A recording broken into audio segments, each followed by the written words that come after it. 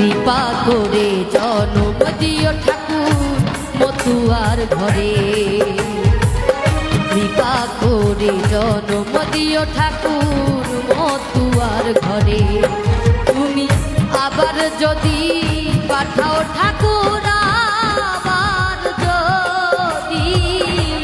আবার যদি পাঠাও ঠাকুর আমাকে ভবের পরে, কৃপা করে জনম দিও ঠাকুর মতুয়ার ঘরে, কৃপা করে জনম দিও ঠাকুর মতুয়ার ঘরে।